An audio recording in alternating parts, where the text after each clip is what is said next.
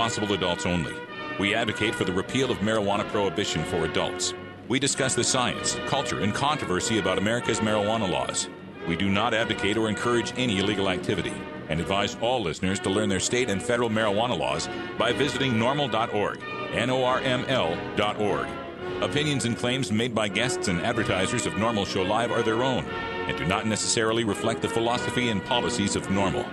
Listener discretion is advised. The following program, NORML Show Live, is intended for responsible adults only.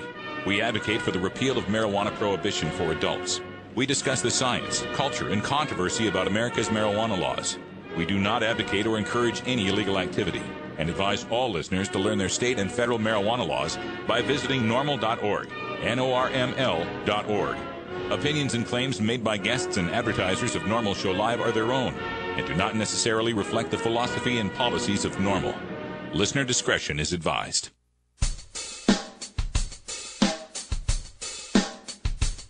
You take a seed, you plant it, you grow it, you dry it, you roll it, you smoke it. You take a seed, you plant it, you grow it, you dry it, you roll it, you smoke it, and it goes down smooth. Hey! Spanning the continent to bring you the truth about cannabis and marijuana law reform. I smoke pot and I like it a lot.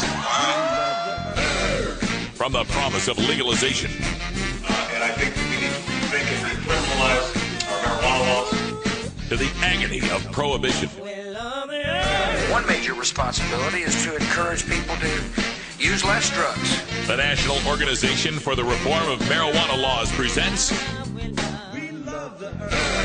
NORML Show Live, Marijuana Nation. Now, here's your host, NORML's Outreach Coordinator, Radical Russ Belville. Good afternoon, tokers and tokettes, and welcome and Happy New Year. It is Monday, January 2nd, 2012, and it's got to be 420 somewhere in the world. Welcome to the show. We're so glad that you could be here for this new year, our new debut. We're in widescreen now. Look, we're widescreen. Isn't that awesome? And coming at you at 96 kilobits, stereo sound. I hope you're enjoying it, and I hope you're having a great new year.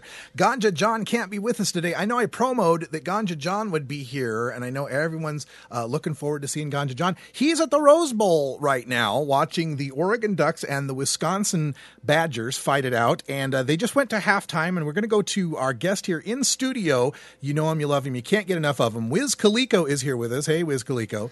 Aloha, everybody. What's our sports update here with the Rose Bowl? I believe we are tied up at the halftime at 28-28. We're about to come back in just a couple minutes. I'm streaming it here live on ESPN.com, and I'm looking for Ganja John. So yeah, he's one of those blobs of yellow out there, I'm sure.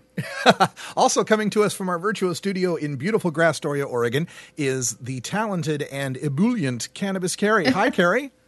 Hi, it feels so good to be back. Yeah. It's not really the beautiful Astoria today. It's the rainy and dramatic and stormy Astoria today. Yeah, it's kind of rainy and stormy out here as well, but that's January in the Pacific Northwest. We're all quite used to it by now.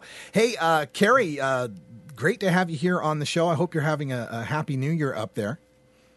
Oh, yeah, it's been beautiful up here. We had a really nice Christmas break, and I'm so excited to be back on the show. Looking forward to 2012, an election year, and I really like the new time slot. Yeah. Working out for me. New time slot is working out great for everyone here in the studio. 4 o'clock Pacific, 7 o'clock Eastern time. We're hoping we got more listeners out there in the Eastern and Central time zones, because I got to thinking, who really needs to hear this show? Who really needs to know what's happening out there? And it's the folks in the Eastern and the Central time zones, those states in the South and the Midwest and the East Coast, where they don't have as much information and culture and knowledge about what's happening with medical marijuana, and vice versa. We need to hear from them as well. Those of us out here on the West Coast or in Colorado, we kind of have it good, as far as dealing with marijuana. I know it feels awful sometimes out here, and we tell all these stories of busts and raids and so forth, but folks in Oklahoma are getting life sentences for making hash. So we got it pretty good out here.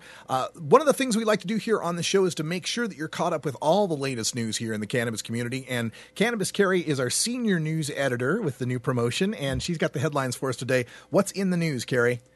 Well, there was so much news. I was a tad bit overwhelmed. So we've got a lot of great news stories coming up this week. But today, we're going to cover 3 of them. We're going to dig right into Washington State that looks like they're going to be the first to belly up to the bar and have a legalization initiative on their ballot. Also, we're going to go to professional sports that are changing a particular industry that's changing their drug testing policy. And we're going to go to New Jersey, where a man got more than he bargained for after arguing with a police officer. All right, we'll get to that right after this first break. Also coming up on the show, it's Roots Mondays, so we got some new music. Actually, new old music. It's old music from Fats Weller, going back into the Reefer Jazz archives with a song called Reefer Song. And then, we've been off the air since December 9th, and there's been a lot of things that happen in the month of December that I've just got some ranting built up, and I got to get this ranting out. So you're going to get a double shot, a grassroots activism rant and a radical rant. We're going to talk about the weed wars, the Stevie D'Angelo. We're going to talk about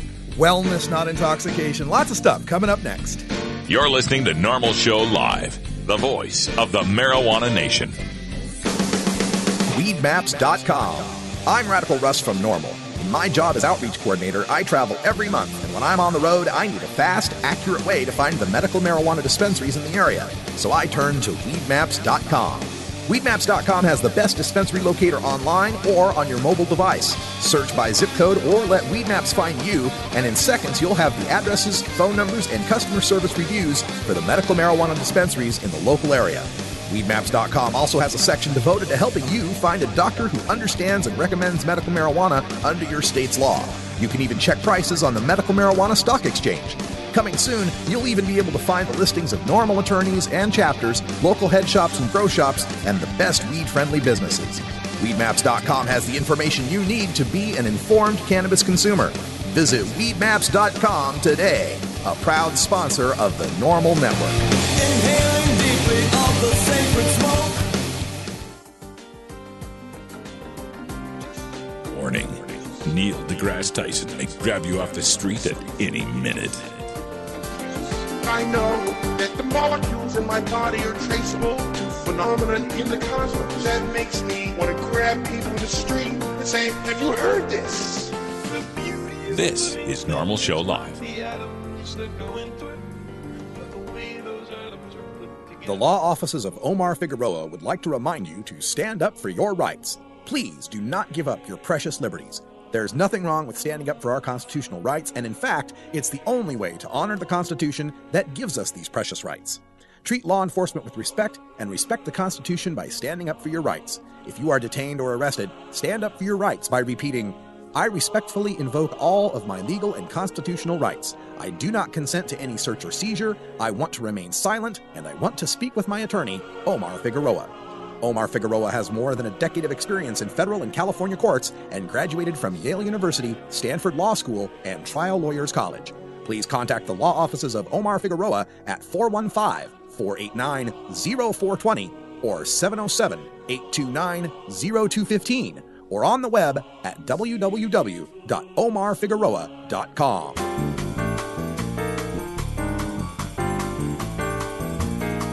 Medical marijuana, industrial hemp, consumer cannabis. It's time for this week's Normal News with Cannabis Carrie.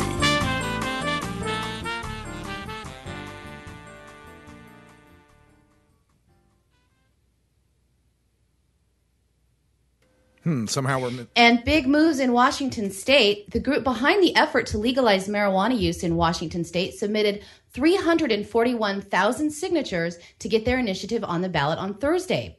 Out of those, they will need at least 241,153 valid signatures to qualify. New Approach Washington are the backers who raised over $1 million, with 250,000 of that coming from Peter Lewis, the ex-CEO of Progressive Insurance, who has become a cannabis philanthropist. Initiative 502 would create a regulated system of state-licensed growers, processors, and outlets, and at each stage, the state will collect a 25% excise tax. They estimate that the taxes in the first year alone will be over $200 million for the state. Those licensees at each state will cost $250 with a renewal fee of $1,000. I-502 also lays out rules that prohibit producers and processors from having any financial interest in retailers. It's similar to the rules for alcohol, and conveniently, the State Liquor Control Board will administer the program if the initiative passes. Anyone that's in the state over 21 years old would be able to buy up to an ounce of marijuana at a time or a pound of cannabis products such as brownies. The initiative also deals with marijuana-infused liquids. You can buy or possess up to 72 ounces of marijuana-infused liquids. I-502 has some heavy supporters. Outside of the money donors, it is also backed by 2 former U.S. attorneys for Western Washington State and Seattle City Attorney and ex-head of the Seattle FBI office, Pete Holmes. The Washington State Democrats are also on board, and an impressive array of heavy-hitting former judges in both superior and municipal courts, and also the King County Bar Association. But on Thursday, as the signatures were being turned in, there was already a group of pro-marijuana activists protesting what they think is a huge flaw in the initiative. Opponents of the initiative, but not opponents of legalization of marijuana, take issue with a part of the initiative that would make it illegal for a motorist to have more than 5 nanograms of THC per milliliter of blood in their system. Medical marijuana activists say that it puts an unfair burden on patients who may have a high tolerance since they are using marijuana to control pain or other symptoms, and put them at a higher risk of DUI arrest. Patients have expressed their fears that their driving privileges will be taken away, and some are planning their own initiative to counter I-502. We do have some video outlining the controversy of the initiative from Como News in Seattle. Looks like you will have a chance to vote on legalization of marijuana next year. KOMO4's Brian Johnson says supporters of Initiative 502 filed so many petition signatures today, they appear sure of a spot on the November ballot. 350,000 signatures to make pot legal in Washington state. Sponsors say it's time for our state to recognize reality.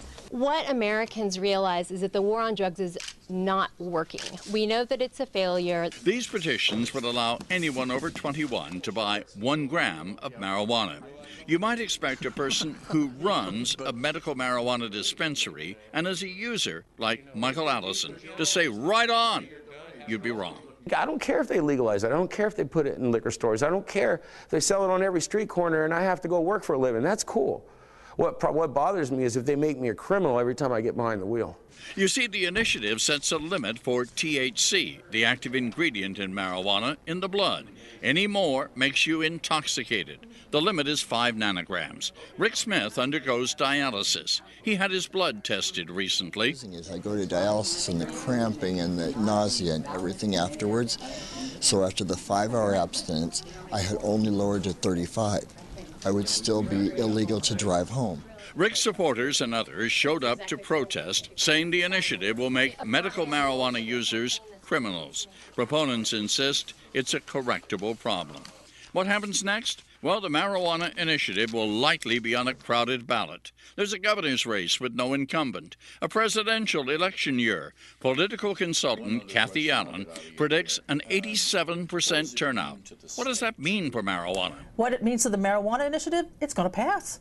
Handily. First ballot. Not a problem. If that's true, the only real question will be, how will the feds react to a state drug store? Brian Johnson. Well, this is a difficult issue for a lot of people to get their minds around because, on the one hand, we've got I-502, which has got some of the best backing ever for a marijuana initiative as far as the money, the big money supporters, the big name backers in law enforcement. I mean, the former head of Seattle's FBI division office, the prosecutor who put away Mark Emery. I mean, some serious big names here that are going to bring a lot of those nervous, scared soccer mom type voters over to our side and vote for legalization. But at what cost? What is this? What is the poison pill here that we have to swallow? Well, it's this unscientific, inaccurate, unnecessary 5 nanograms per milliliter DUID standard, which, as pointed out in the show there, very few patients who are regular users or just regular cannabis consumers like myself are ever going to test below 5 nanograms per milliliter, even if we have a long period of abstinence, even if we're waking up the next day after 8 hours of sleep and no use the prior day, we could still be deemed impaired by that 5 nanograms. Now, the proponents of 502 will say, well, you still have to have probable cause to pull someone over. There still has to be some indication that you're driving impaired before it even gets to the blood test phase. By the time you get from where you're at to where you're going to take the blood test, more time has elapsed, and so forth. So what people really need to start thinking about here is it worth it to kill the chance of having that headline, that very first state to have ever said, Washington State legalizes marijuana? Is that a big enough game changer in order to think that some people indeed are going to get busted and be considered guilty of something they're not guilty of it?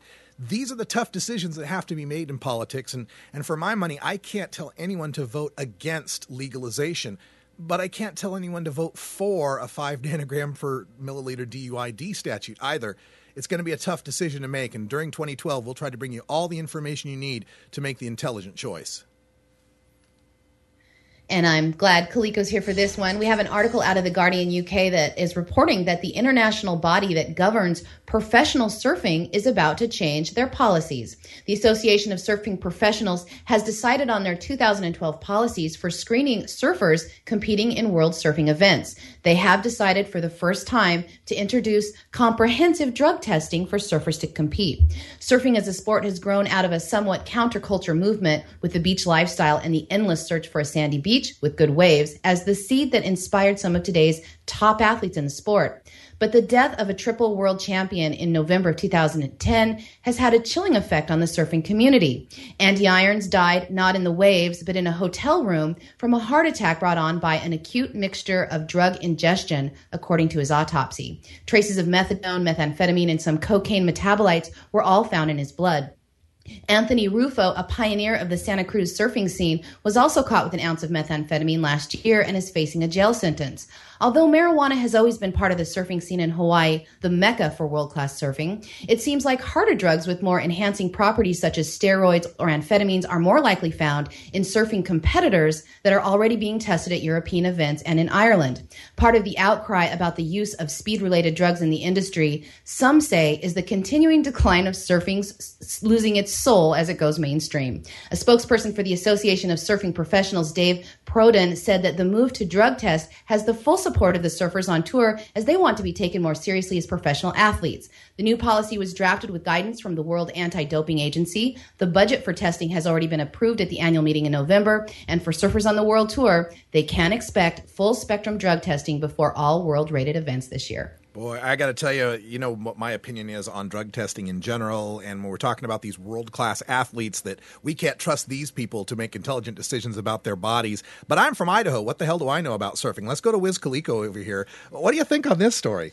I think it's crazy. I mean, I saw it this morning, and I like you said, it grew out of that counterculture, and I kind of think in some regards, snowboarding is kind of similar, because snowboarding grew out of that same counterculture, but eventually started having to subject themselves to the drug test and once it moved to the more Olympic and professional thing. So, I mean, I kind of understand moving to the professional realm and needing drug testing, but obviously I hate drug tests myself. So. Yeah, it sucks. And from Pompton Lakes, New Jersey, a story that began in September is making the rounds this week. Darren Richardson was pulled over in his 2004 black BMW 325 for what police said was them witnessing Mr. Richardson nearly causing a traffic accident after he narrowly avoided hitting another car. Police pulled him over, and according to the police documents of the encounter, they say that Richardson began arguing with them immediately. Richardson did have a record of serving 2 years in prison on a drug charge and admitted he just doesn't trust cops. The dispute continued between Richardson, 2 police officers at the scene, and Mr. Richardson's passenger. In a matter of minutes, both men were in handcuffs while they waited for a canine unit to come check out the car, since the officer on the scene reported the smell of raw marijuana coming from the vehicle. The dog scratched at the trunk, a warrant was obtained, and the car was impounded. 4 days later, a search was conducted on the vehicle, but nothing was found, and a second dog was brought in. This time, the dog scratched the dashboard, so another round of searching began. Still unable to find any marijuana, the police called in a trap expert to find out if marijuana was hidden in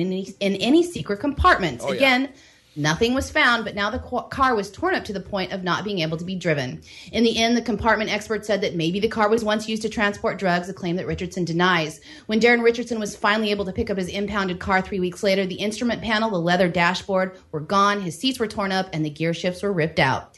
All in all, according to the police reports, 3 different police agencies were called in to search the car, including a detective from the Federal Drug Task Force, and they spent a full 2 days tearing up the car apart to find absolutely nothing. Not a seed, not a stem, not a roach. Police say that they offered to pay the damages, but Richardson said he would turn it into his insurance, and Geico estimates the damage at $12,636.42, more than was paid to purchase the car, so they declared it a loss. Now, he was initially charged with evidence tampering and resisting arrest, but since there was no actual evidence to tamper with, those charges have been downgraded to petty disorderly persons offenses. His passenger was charged with making terroristic threats against the police, but that too is downgraded to the same charge. The police have opened an internal investigation into the incident, and both men will have to face their charges in municipal court later this month. Yeah, how could you? Hey, guess what time it is? That means it's time for taking a break. Let's get right to it. I forgot my phone was going to tell me that too. We're just itching to get to that first 420 break of the first week of the new year. Kaliko, let's get on it. Let's get to it. Right after this. It's 20 after the hour, and we have to take a short break, if you know what I mean. Please support these sponsors who support Normal Show Live. Oh, have you ever met that funny reefer man? A reefer man. Have you ever met that funny reefer man? A reefer man. If he said he swam to China, he would sell you South Carolina. Then you know you're talking to that reefer man. Starfish Designs, makers of the original Gandalf. I'm Radical Russ, and when I want to relax, I always have my 17-inch long original Gandalf from Starfish Designs nearby. The hand-blown borosilicate glass is strong and easy to clean, and the design is sleek and sophisticated. Starfish Designs are available from Bend, Oregon at a glass retailer near you. For locations, call 541-788-GLASS. That's 541-788-4527. How soon can you land? I can't tell. You can tell me I'm a doctor. No, I mean, I'm just not sure. Or can't you take a guess? Well, not for another 2 hours. You can't take a guess for another 2 hours? Georgia. Hi, this is Willie Nelson. Alcohol prohibition didn't work in the 1920s, and marijuana prohibition isn't working today. It's time we stopped arresting responsible marijuana smokers. It's the fair thing to do. For more information, contact NORML, the National Organization for the Reform of Marijuana Laws. Call toll-free 888-67-NORML or visit their website at norml.org.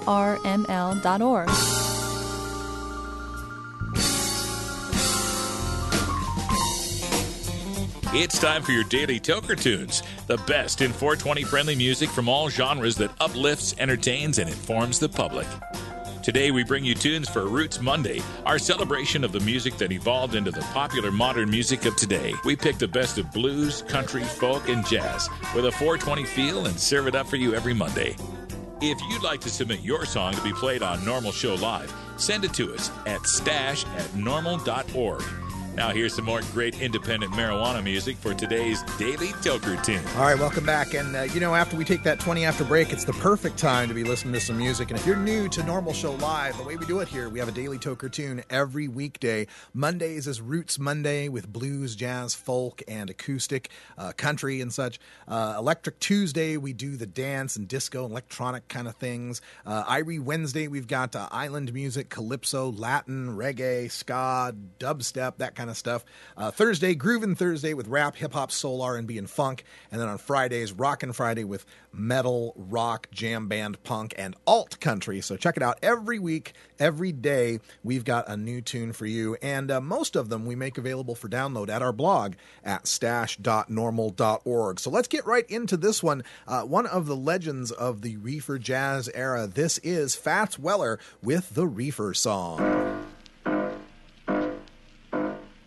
Hey, Cat. It's 4 o'clock in the morning. I just left the This Studios. Here we are in Harlem. Everybody's here but the police, and they'll be here any minute. It's high time. So catch this song. Here it is.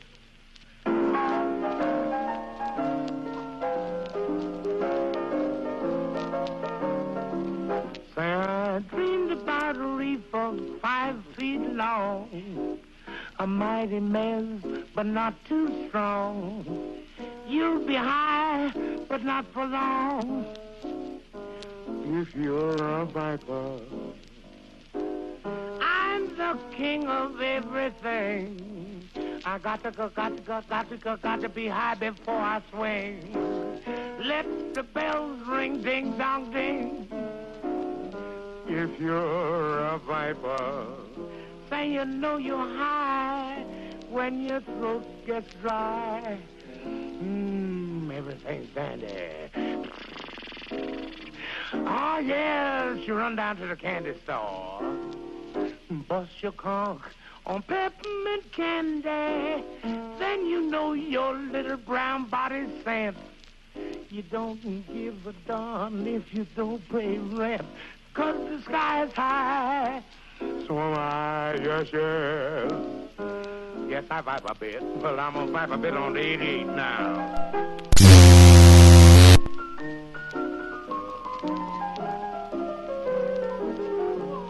Oh, stop it, darling. I didn't know you cared. That's enough now. Wait a minute. Let me dream now. That's a killer. Yes, baby. Better nix out on the sidelines there. My wife's in here tonight. She don't vibe either. You know, get away. Are you kidding? Oh, dear. Say you know you're high. Yes, I know I'm high. 'Cause everything is fine and dandy. Yes, gone down to the candy store. Get me Wrigley's or some peppermint candy. I love it, yes, baby, but my body's thin. I ain't worried about no rent. Get away from me, you hussy, yeah. Hi, so have I. I'm gonna lay down and relax. Oh, dear. Viper. What makes something funny? How does humor impact health and psychological well-being? How can you incorporate humor into everyday life? A concise, reader-friendly introduction to an important but often underappreciated topic in modern psychology, Humor 101 explains the role of comedy, jokes, and wit in the sciences and discusses why they are so important to understand. Psychology professor Dr. Mitch Earleywine draws from his personal experiences in stand-up comedy to focus on how humor can regulate emotion, reduce anxiety, and diffuse tense situations, expose pretensions, build personal relationships, and much more. He irreverently debunks the pseudoscience on the topic of humor and leaves readers not only funnier, but better informed. It's part of the Psych 101 series from Springer Publishing, Humor 101 by Dr. Mitch Earleywine, Ph.D.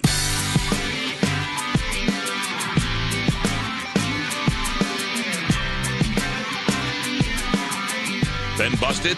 Need a lawyer? Call the Normal Legal Committee for an attorney near you. Find one at norml.org.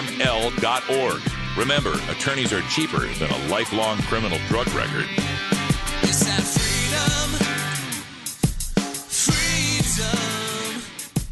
I'm free to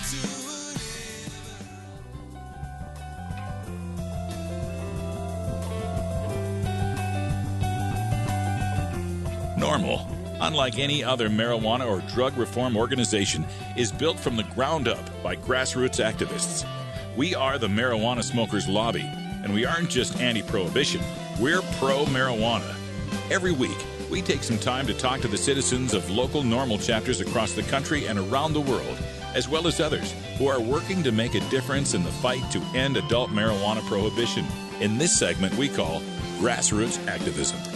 All right, welcome back, everyone. And, we were gone for a while from the airwaves here with the getting the new Dr. Funkenstein computer built up and the mothership all. And we've got so many things that have happened here that I had to take time to comment on. And one of these is something, it's a rant, but it's also something to try to convince people why legalization is the right strategy for today. And what I'm coming around to this for is because I've been online having a lot of discussions with marijuana activists from all over, California, Oregon, all over the country. And one of them forwarded an article he wrote that was a reaction to an online conversation that we're having.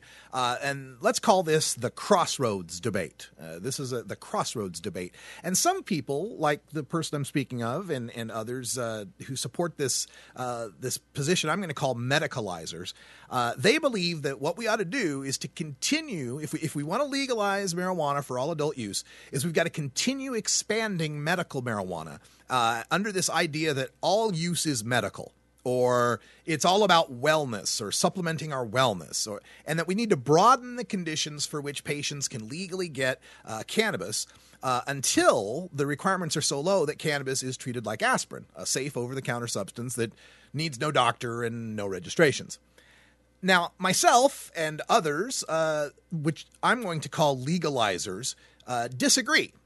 And by the way, when I call us legalizers, I don't mean to say that the people that are medicalizers don't want legalization. We all want the same thing. All the people in this debate want to see an end to the arrest and the prosecution and harassment and seizure and terrorization and discrimination against all marijuana consumers. Let's just get that on the table. We all agree on that. So when I say legalizers, I'm just trying to say those of us who aren't pursuing this medical strategy, okay? Now we disagree because we believe that, yeah, sure, cannabis can be medical, but it's also spiritual, it's also recreational, it's also industrial, it's also a good time on a camping trip, it's also a fun way to listen to a concert, and we don't have to have some sort of medical excuse to get high. So, in this Crossroads debate, this one writer, David Malmo Levine, wrote this: "The biggest mistake we could possibly make is to associate medicine with only the sick." Mickey Martin, the cannabis warrior, makes that mistake in his latest blog. He argues that anyone who says all use is medical is also saying in the same breath that every stoner is a patient.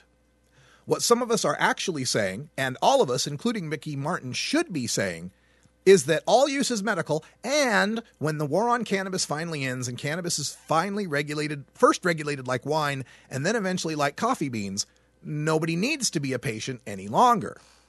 Doctors are a temporary buffer against the police. They are not the end goal of those who recognize cannabis as medicine and who recognize each user as someone taking a medicine and feeling the medicinal effects and thus being a medicinal user, regardless of whether they are abusing it or having fun or blowing smoke rings or whatever.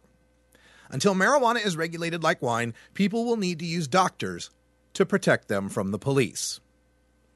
Now, one thing that I just caught out of that just from reading it out loud is that basic idea that those of us who are smoking to get high, we're really patients, we just refuse to acknowledge it.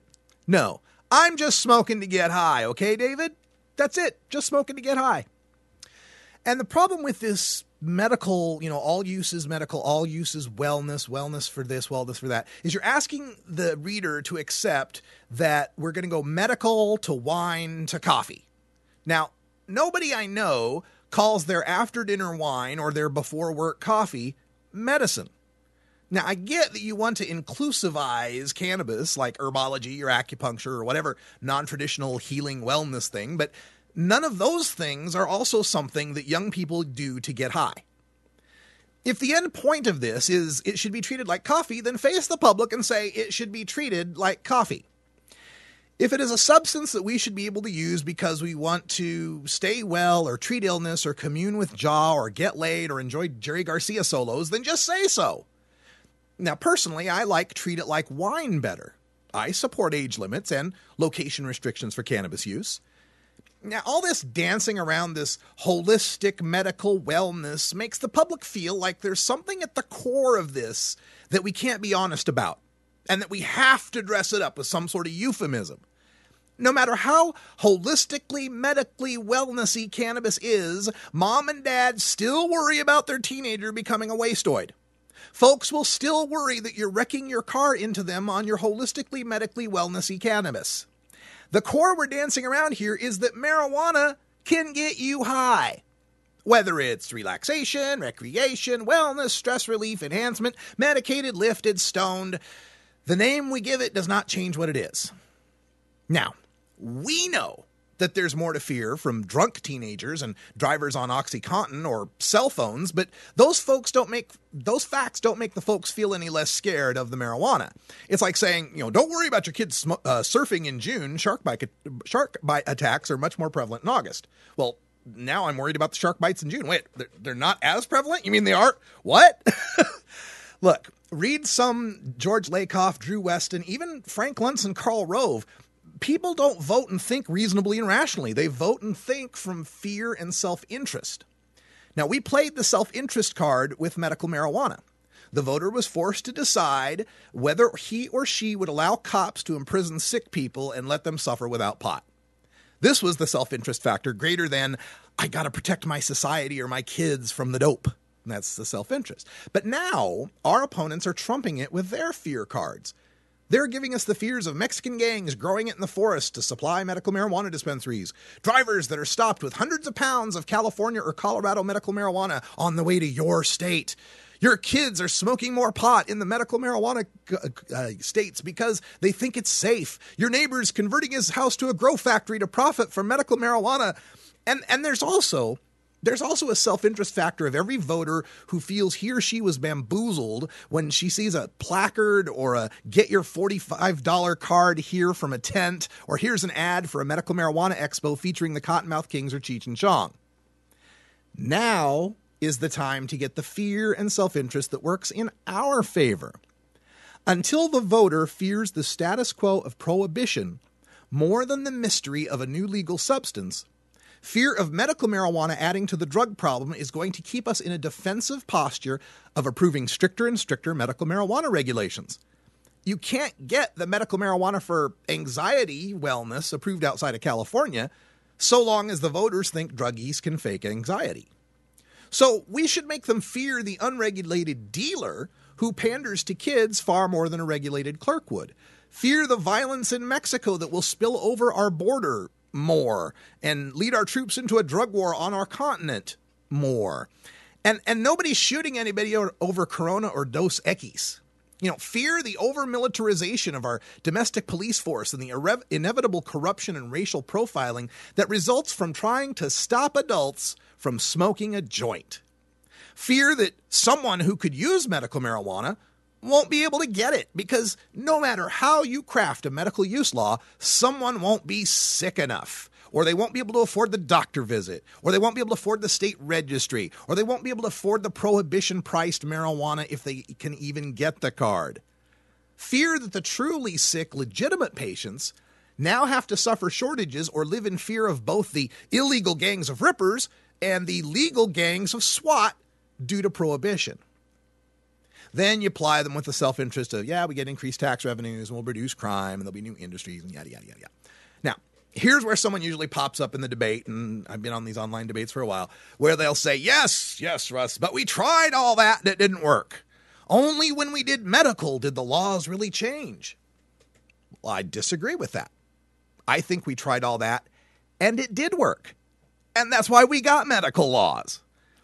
When Nixon's drug war began, marijuana legalization support was at 12% in the polls. By 1977, after nothing but I smoke pot and I like it a lot strategy, 11 states decriminalized and support was at 30%. But then it hit the 80s. And many factors, including the cultural ties to cocaine, the rejection of 1970s malaise and the 1960s culture war, and the bipartisan escalation of the overall drug war led to legalization support dropping down to 16%. But those polls began inching upwards in the late 80s and early 90s before anyone outside of San Francisco or an obscure medical journal was putting medical with marijuana. We went from 1987 and a Supreme Court nominee being sacked for admitting that he'd smoked pot at Harvard to 1992 and a presidential candidate winning after admitting smoking pot at Oxford, kinda. I'd venture that the rise owes to baby boomers whose kids had left the nest and rediscovered pot and remembering how pretty cool it is, actually. I'd also note that the rise of hip-hop during that period, late 80s, early 90s, spreading the love of the chronic from the coast for the rest of the youth of America. And the only message being spread back in the bleak 80s was Jack Herers and others preaching about the free and unregulated hemp, with medical use as just one aspect of this marvelous plant. Then after that, it was possible to pitch medical marijuana to a public that softened to the notion that personal marijuana use wasn't a big deal. I doubt Prop 215 does so well in 1986 or 1988. And I don't think it would do so well in a 2012 vote if it were sunsetting and California had to vote to keep it exactly as it is. Interesting to think about until somebody polls that. Now, times change. There's enough evidence for most people, from medical use they see and read about to their own personal use, that the strategy of the 1970s, legalize it, doesn't face the same perils today as it did in the 80s. Support is now at 50%, not 16%. People under 50 who've tried it amount to 52% of the population, not 30%. More than half, 51% of the people surveyed, know that it's a safer substance than alcohol. 3 presidents have tried it, and the greatest Olympic swimmer ever famously inhaled during his greatness. And Google abounds with factual references on cannabis and its users. But people don't change without the pain of staying the same being greater than the fear of change. The public is at the precipice. They're ready to leap into legalization, knowing it's the right path, but scared of how to get there, and whether it's worse than just staying here at the ledge. Medical doesn't make them leap. Medical is some other guy or gal on the precipice with their own issues. I don't even think regulation and taxation work as well, as many Americans think those two things are inherently bad. Thank you, Frank Luntz. I like to say control. It rankles some people in the choir, to be sure. No corporate control of cannabis. But to the public, it evokes the counter out of control that many of them feel about marijuana, be it medical or recreational. I think a wise initiative drafter would pen the Marijuana Control and Revenue Act and get a whole lot of votes out of that. All right, we got to come back here after this short little break. We got time for another rant that's been saved up over December. So coming up next, a radical rant on slippery slopes and gateway drugs. Or actually, I'm going to respond to Stephen D'Angelo's I don't believe in legalization comments. You're listening to Normal Show Live, the voice of the marijuana nation. It's tough talking to kids about marijuana, especially if you might be a parent who dabbled a time or two in your youth. So to help you out, get your copy of Dr. Mitch Earlywine's latest book, A Parent's Guide to Marijuana. Dr. Earlywine is an associate professor of psychology at the State University of New York at Albany and an expert on the studies concerning marijuana, its effect on health and society, and the methodology behind the statistics. He is a frequent guest here on our daily audio stash. Dr. Earlywine lays it all out without the propaganda and scare tactics that parents know won't work with teenagers. He presents a rational understanding of cannabis, what it is and what it isn't, and why kids shouldn't be using marijuana. You can order today through Amazon.com or check our links at our blog, stash.normal.org.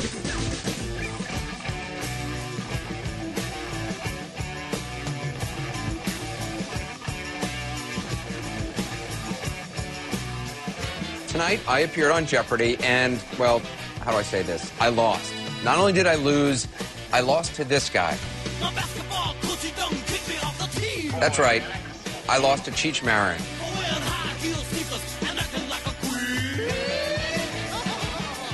Cheech of Cheech and Chong fame, pot-smoking star of blunt-burning films like Up in Smoke, Next Smoke, and Still Smokin'.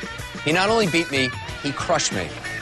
When I heard I was up against Cheech Marin, I admit I thought his reflexes would be slow, not to mention his synapses, perhaps, but I was so very, very wrong. This guy, as Conan the Barbarian on What's Best in Life, to crush your enemies and to hear the lamentation of their women. Cheech. Who is Arnold Schwarzenegger? Yes. Cheech again. Who is Al Pacino? Right. Cheech. What is Pillow Talk? Right. Cheech. What is Never Never Land? Yes. Cheech. What is Camelot? Yes. Cheech. What is a baster? Yes, you're the winner today. Your charity will get $50,000, and Aisha and Anderson's charity $25,000 each.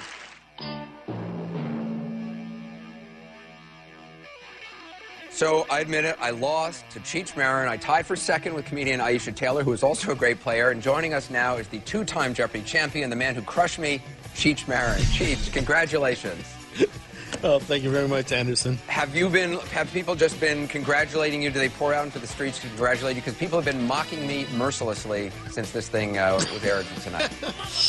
It's tough when you can't hit a big league curveball, man. That's the separation point.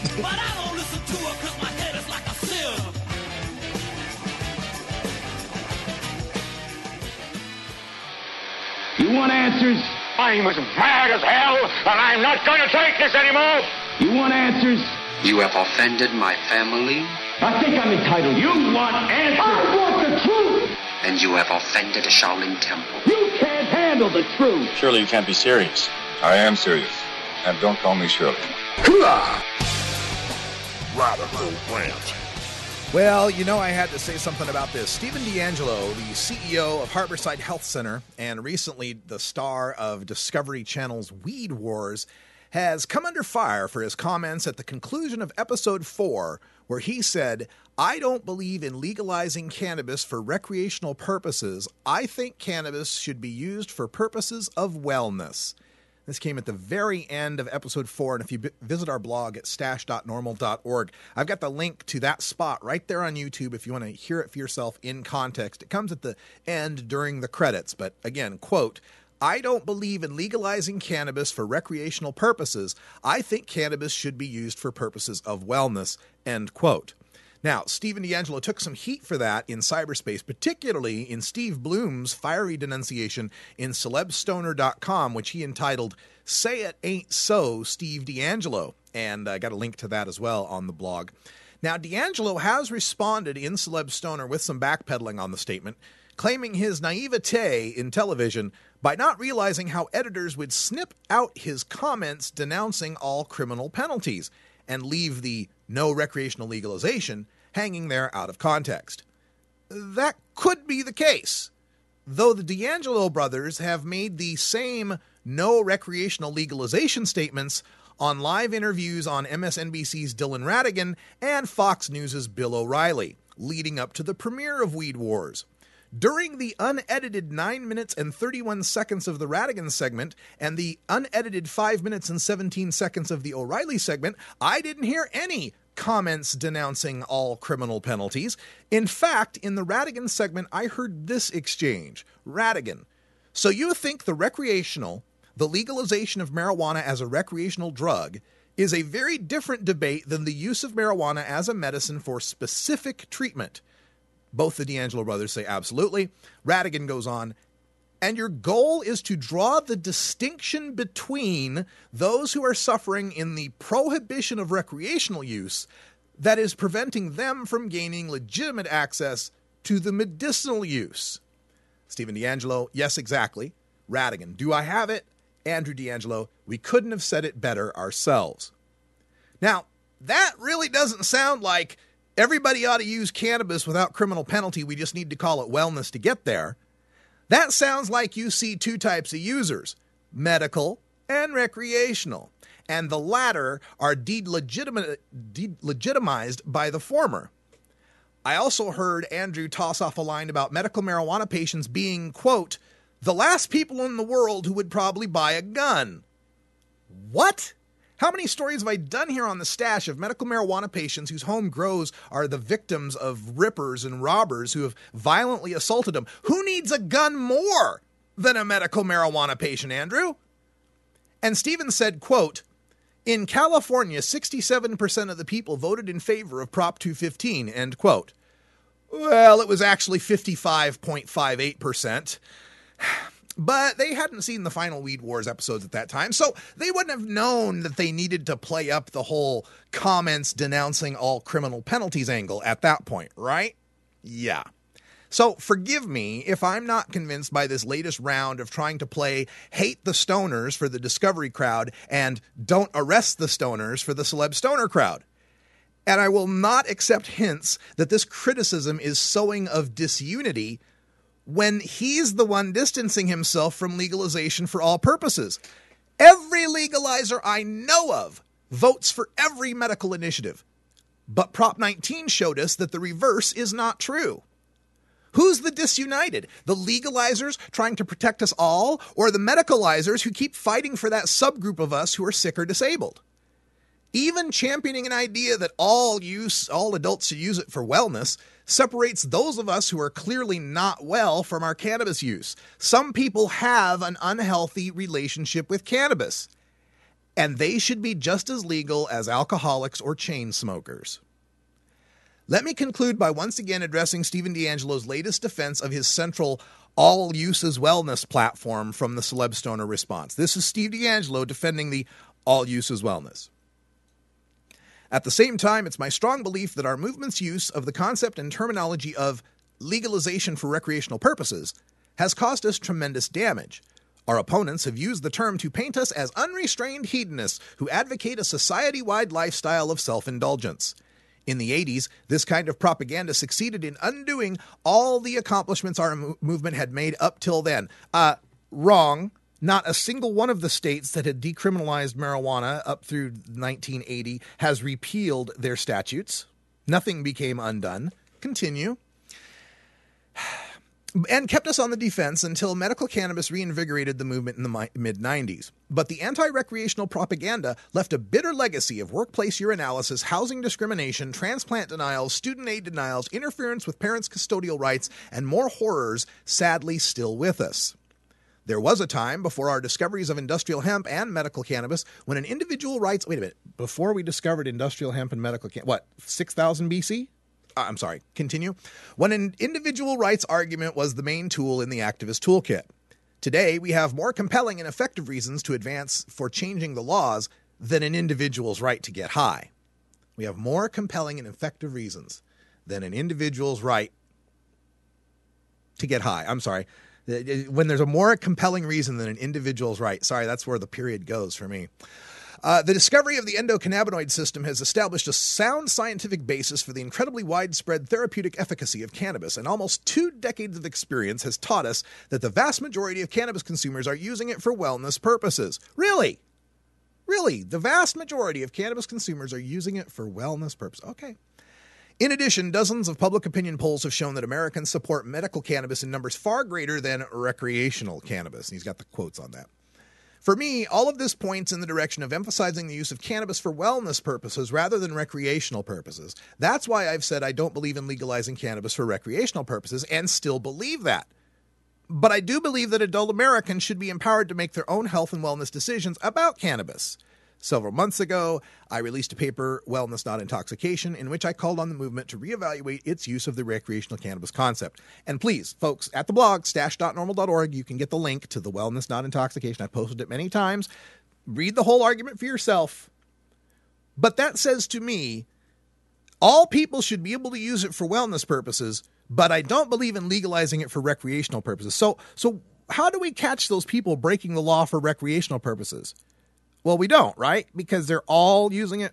Oh, the vast majority are using it for wellness purposes. Well, what about that tiny minority that aren't using it for wellness purposes? They still get a sell? Is that how that works? Look, I appreciate your elaboration, but you're still hitching your legalization wagon to the it's okay because it's okay to smoke pot because theory. And as long as you do that, you invite some authority to determine whether your because is valid enough to keep your ass out of jail. You base your pivot on recreational on a faulty analysis of the pendulum swing in public opinion from pro-legalization 1970 to 79 to anti-legalization 1980 to 89 as being one where our opponents painted us as, quote, unrestrained hedonists who advocate a society-wide lifestyle of self-indulgence, end quote. But that hedonism image wasn't built on just marijuana. It was also built on rampant cocaine use, swingers, orgies, and Studio 54. Ronald Reagan successfully painted the image of mourning in America by coupling the inflation, unemployment, crime stats, and general malaise of the post-Nixon years to the ideals and culture of the 60s, 70s hippie movement. The biggest symbol of that was the pot leaf. And as Richard Pryor, John Belushi, and Len Bias led celebrity status to the tragedy of cocaine abuse, and as Miami Vice showed cocaine to be the devil's plaything, then the popularity of that marijuana, which had been so tightly interwoven with cocaine as just a good time party drug, began to wane. I mean, really, look at the High Time centerfolds from like 1978 to 82. You'll see lines of cocaine along with big buds. They were thought of as both the simple good time fun party drugs. But you are right, Stephen, that in the 1990s, medical marijuana revitalized legalization's popularity, primarily by reframing it as a medicine with benefits for very sick people. Then you add to that the baby boomers whose kids flew the nest and now return to the pot they remembered in the 60s and 70s. And we've got a new public mindset that finally understands that marijuana is not cocaine and is not one of the harmful drugs out there. They even understand that it's safer than alcohol.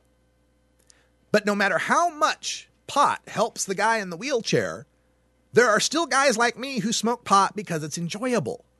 Now, maybe indeed it's staving off my alcoholism or my depression or my insomnia. But those are secondary benefits to the primary reason I use cannabis, which is when I smoke it, it makes me feel good.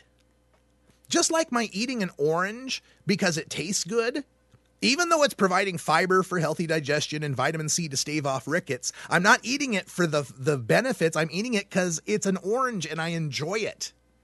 Now, you want to call that wellness? Sure.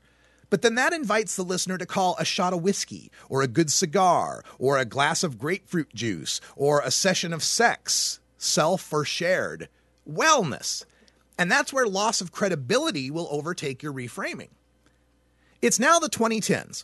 We have older adults with personal experience, we got middle-aged adults who've seen it as medicine, and we got younger adults who've grown up in a world where medical use is okay, and Google tells them all the facts about cannabis that you and I growing up could never have learned unless you read The Emperor or Dr. Todd's papers, and not exactly that they were available in my high school library. As I've shown with polls and election results many times here, the 1990s strategy of medicalization is backsliding, and the 1970s strategy of legalization is on the rise. Since the passage of Prop 215 in 1996, the popularity of medical marijuana has gone from about 70% to about 80%, depending on polls, but it's risen a slight bit. Meanwhile, the popularity of marijuana legalization has gone from 24% to 50%. It has doubled. Now, why is it, if the popularity of legalization for all people is doubling, why is not the popularity of medical marijuana legalization increasing that much more than it is? Or in some polls showing it to be flatlining. And we see in the election results, when we have South Dakota putting up a medical marijuana initiative that's defeated at 48% in 2006, they put up a similar initiative in 2010, it's defeated at 36%. It loses 12 points in, 4 years there? We see medical marijuana in Montana was approved by about a 62% majority, and now this repeal light that has severely restricted the medical marijuana there looks like it's going to pass its referendum. They've got a referendum to try to repeal it. It looks like it will not be repealed by about the 62% that originally voted for medical marijuana. What I think medical marijuana supporters are mistaking here is when they see a poll that says 70 or 80% support for medical marijuana, they think the people out there answering the poll think of medical like we think of it. No. When they're answering that poll, in their mind, medical marijuana is what you give the terribly sick cancer patient, the terribly ill AIDS patient, and by God, yes, how could I not let them smoke a joint? They're not thinking of a Prop 215 area at a Cypress Hill concert with a whole bunch of 20-somethings puffing up foot-long joints and 12-foot vapor bags. That's not what they consider medical. And we are seeing it when we see the CBS News poll come back and asked, do you think medical marijuana is being used for severely medically ill people? And only 31% of the people surveyed say yes, while 52% of them say that it's being used for something else. This is the danger in continuing the medicalization strategy, and the more it's tried to be euphemized into all use as wellness and to be broad enough an umbrella to cover anybody who wants to use pot, the more the credibility goes out the window, the stronger they're going to want to fight back, cut back, tighten down on the legalization of marijuana for all people. This is the crossroads. That is absolutely true. But the time now is to take that ball that has been advanced so far with medical, it's been advanced as far as it can go. It's time to take that ball and run with it with legalization for all people. If this is a medicine that's safe enough for people to grow in their homes, to use any dosage they want, any time they want, then it's safe enough for anyone to be able to do that. Woo! Good to be ranting again, folks.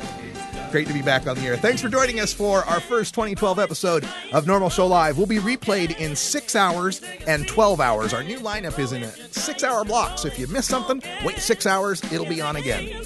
For Wiz Khalifa and Cannabis Carry, I'm Radical Russ. Thanks for joining us. Stay tuned live for Toker Talk Radio at 5 p.m. Pacific, 8 o'clock Eastern, where we take your calls at 971-533-7111. And until next time, take care of each other, Tokers. This is Normal Show Live, the voice of the Marijuana Nation. Check it out one more time. You take a seed, you plant it, you grow it, you dry it, you roll it, you smoke it. You take a seed, you plant it, you grow it, you dry it, you roll it, you smoke it. You take a seed, you plant it, you grow it, you dry it, you roll it, you smoke it, and it goes down.